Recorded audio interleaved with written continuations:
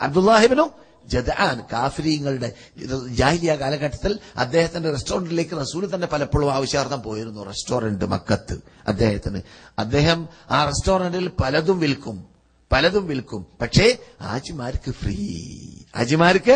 Free. നമ്മെ പോലെയല്ല. നാമൊക്കെ ഇന്നത്തെ കാലഘട്ടത്തിൽ ഹാജിമാരോടാണ് ചൂഷണം കൂടുതൽ. മറ്റുള്ളവരോട് അത്ര ചെയ്തോളണമെന്നുള്ള ചൂഷണം. ഹാജിമാരെ കണ്ട എങ്ങനെയെങ്കിലും പിഴിഞ്ഞെടുക്കണം എന്ന ബോധിയാണ്. അദ്ദേഹം ഹാജിമാർക്ക് ഫ്രീ ആയിരുന്നു ഭക്ഷണം നൽകാറുണ്ടായിരുന്നത്.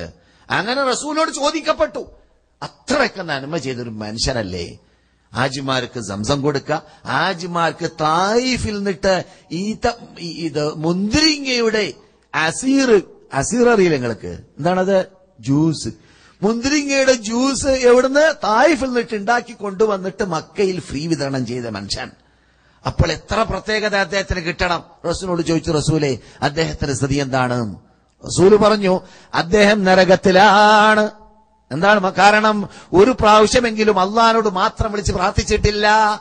അള്ളാഹിനോട് മാത്രം റബ്ബേ എന്റെ ദോഷം പുറത്തരണമെന്ന് പറഞ്ഞിട്ടില്ല. അദ്ദേഹം പ്രാർത്ഥിക്കുമ്പോഴെല്ലാം അള്ളാഹിനോടും ഷിട്ടികളോടും, അള്ളാഹിനോടും ഔലിയാക്കന്മാരോടും, അള്ളാഹിനോടും നബിമാരോടും, അള്ളാഹിനോടും ബിംബങ്ങളോടും അങ്ങനെ മിക്സ് ചെയ്തിട്ട് അള്ളാഹിനെ ദേഷ്യപ്പെടുത്തലായിരുന്നു. കാഷ്ടിക്കുന്ന മുദ്രിക്കുന്ന മനുഷ്യന്മാരെ പൂജിച്ചിട്ട് അവർക്ക് അറവ് നേർച്ചകളും സമർപ്പിച്ചിട്ട് അള്ളാഹിനെ ദേഷ്യപ്പെടുത്തിയ മനുഷ്യനായിരുന്നു. അതുകൊണ്ട് അവൻ നരകത്തിലാണെന്ന് ജീവിതത്തിൽ കളവ് പറയാത്ത നബിയുനാ മുഹമ്മദുർ റസൂലുള്ളാഹി സല്ലല്ലാഹു അലൈഹി വസല്ലം പറഞ്ഞു.